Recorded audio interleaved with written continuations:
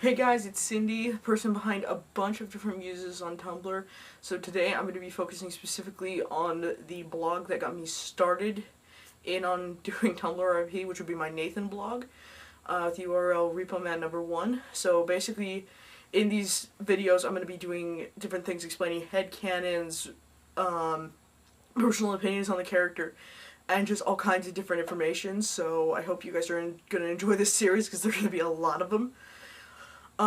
So to start with Nathan, I was talked into joining Tumblr RP by one of my friends.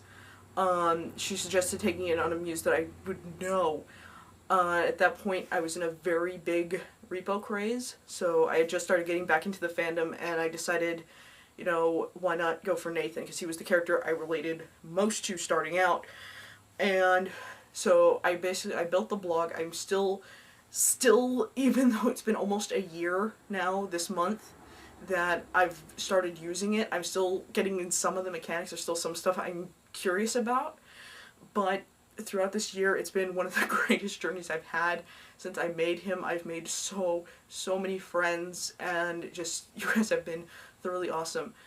When it comes to Nathan, I've developed a few headcanons when it came to him. There was things that I had already thought about before I had considered role-playing with him, and it was something, especially from his childhood. I wanted to take a look back when I set up the blog as to what he would have been like when he was younger. That's where the childhood muses, the teenage, the young adult, all of those came from, and I think it was something, the reason I had his father as a doctor was that he looked up to his father so much. He tried to be just like him, and when Marnie passed, he collapsed. It was like when he started his Repo Man job, he's like, you know what, I've admired my father for so long now. What would he think of what I've become? Where would he stand with me now? And I think that adds a little bit more specifically to my Nathan, because it gives him just that little bit extra. Also the fact, the way I view Nathan, especially now, the more in-depth I've gone to it throughout the months, I almost see him as a deranged but hurt person. If you listen to the Repo soundtrack, especially for the track for Legal Assassin, you hear at the very beginning these echoes that are supposedly going on through his head, and when I really sat down and thought about it, I'm like, this is almost a mild form of schizophrenia, and I see Nathan as such a damaged person. He's still trying to heal from when his wife passed and manage being a father. It's one of the most parallel things, because when you get into the Repo side of him, that dark side, you just see this man who's able to take out all of his anger, all of his frustrations out on his victims, but at the same point internally loathing himself. And I think that was probably one of the most fun things that when I got to start playing Nathan, is I got to delve more into that relationship that would establish between the two of them, because I've always thought that no matter what, he's always had Repo in his head. He can always hear him even when he's not on the job. So if you've ever gotten bold and italicized text out of me, yeah, that's Repo in his head, or Nathan trying to talk some sense into Repo if I'm in Repo mode. I apologize if you've ever caught me on one of those days. It's mostly when I have real bad days that Repo comes out. And Luigi, we'll get to him in the later weeks. But that parallel that they've always had is that relationship of, you know what, Nathan is this tiny, weak vessel according to Repo, and he's like, you know what you won't do, I will. I'll do what you can't, because even though I know you want to, that isn't who you are, so let me take over as this other side of you.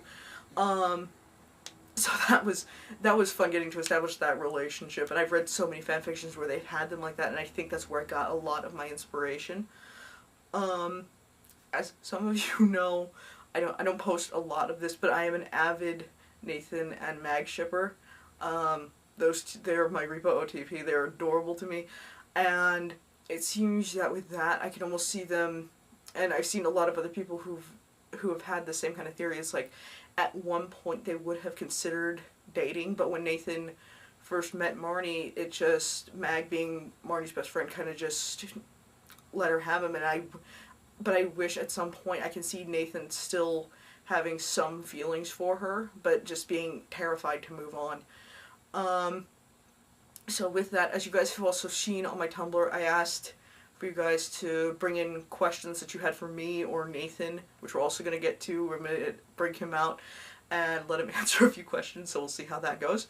But the one I got was actually from a close friend of mine, my best friend, with the URL Bloody Wonder 394. If you guys want to go follow her, she's awesome. She posts a bunch of Doctor Who stuff, a lot of Helena Bonham Carter if you're into that.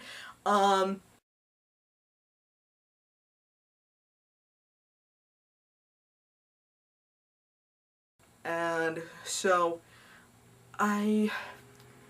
what originally drew me to Nathan was that he was such a strong character emotionally. He had so much of a range of emotion, but at the same point, he was so broken and damaged. And it's one of those things of, I've adored Anthony Head since I was a little kid. I grew up watching Buffy. So I guess that helped, I want to say. But I think Nathan was one of the first characters I really connected to, because at those moments, I have those moments. I'm a teenager. We all go through this, but where I'm just like, I keep feeling like there's this side that I'm never gonna be good enough with my family. So I've kind of attracted to Nathan and that self-confidence issue that he has. And I think the more I've started to play, the more I've seen myself. It's like, I told my friends before, is like, if I've been having a bad day, it's going to be a bad day for my characters. If I'm in a good mood, it's going to be a good day for my characters. Where my emotions come into it, my emotions have played around a lot with Nathan, and it's been one of those experiences to where I have just drawn so much from him, and I've enjoyed every moment of it. So, but yeah, so with that, I think the biggest reason I've gone to Nathan is because I can see so much of myself in him, and it's just been one of those great moments. I would not wish to undo a single day since I've started role-playing on Tumblr. I adore all of you guys. I may not always be able to, but if you guys have ever posted things on, like, if you're, send this symbol, if you're whatever, if I'm one of your favorite blogs, you've gotten some anonymous ones on there occasionally, and usually if there's about 100 of them posted, that's usually me. Because it's the best way I can ever think to thank all of you guys who have followed me, and just thank you so much. You guys are amazing. And with that, I think we'll bring Nathan out so he can answer what questions you guys have sent me. And yeah, so see you guys in the next video. For me personally, Cindy, thank you so much.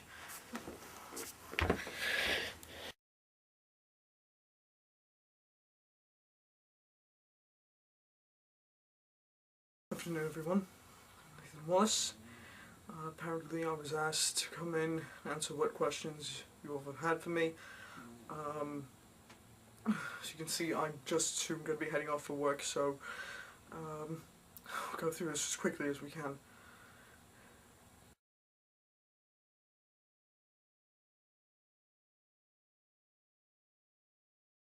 I know one of you asked this, and it's possibly one of the most interesting and yet not at the same time stories for me, is when Marnie and I met, and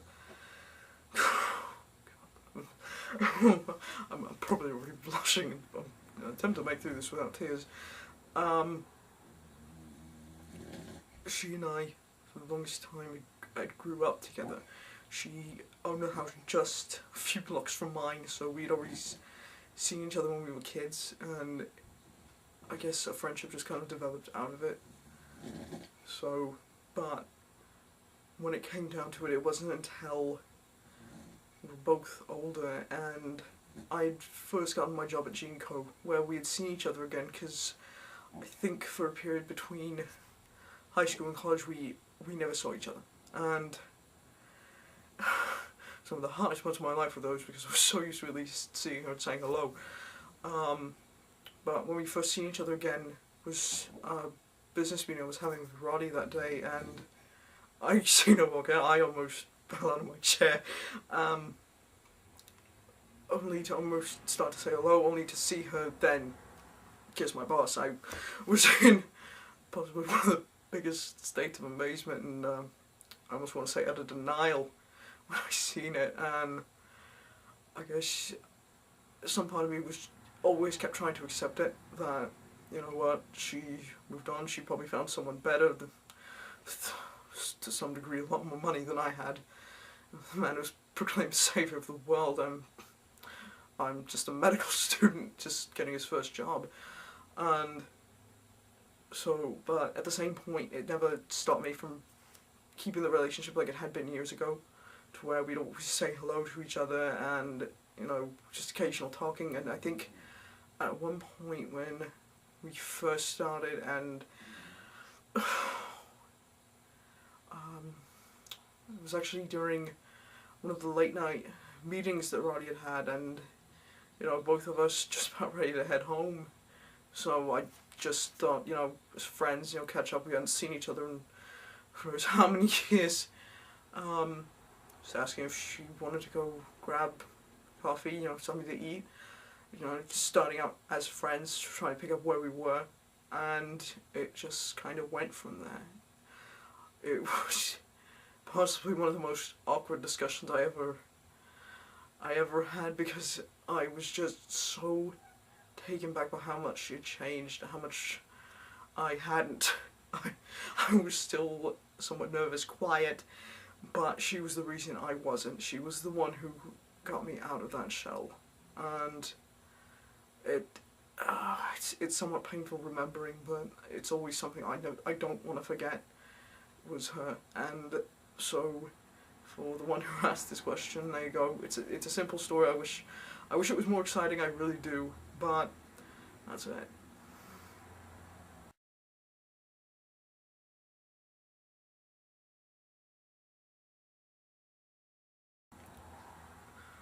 Oh god.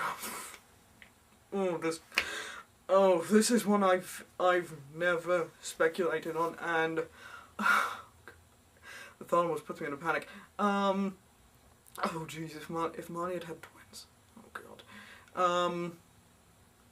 To some degree, I know I would have no choice but to manage somehow. I don't think it would be as easy though. Not necessarily saying it's been easy. It's 17 now years, but you know, it's weird. You think as long as it's been, I would have considered this at one point, but no. I don't think anything would have changed. Probably would have still been just as protective, just as much wanting to shield them from the world. Do I think I would have gone the way I had with it? Probably not. But at the same point, I have to be so careful about it, and it just would have been, I guess, in some sense, twice as hard to hide the truth. What I actually do for a living, it's hard enough with it that I have to lie to Shiloh, but at the same point, you know, you try and just take it one day at a time, I think. But I think I would have tried to survive just a little easier, maybe. I guess to some degree I also think maybe I would have tried to have gotten out of Jinko sooner if it had been twins. But who knows? I don't think I can ever really speculate on what I would have done if I had, but I guess say I love you. What can you do? Life is life. Thank you so much. Nathan was signing off, and heading off to work, so hopefully you all on my roster for tonight. Hey again guys, so yeah, that was Nathan. For the two of you sending questions, thank you so much. I'm going to be trying to do these every Friday or Saturday depending on my schedule. And apparently I made the calculation earlier this week when I thought of this idea, and you're going to be getting these every week for the next four, almost 5 months. So next week I'll actually be coming back with the second muse I ended up developing, which was Twin. So that should be fun. So like I said, any questions you guys have you want for next week to be answered, go ahead and send them to my Ash box. Anonymous or not, either way, I'll answer them. or I'll do my best to. Same thing for Twin. He may or may not be willing to, but we'll see. So, see you guys next week. Thanks so much.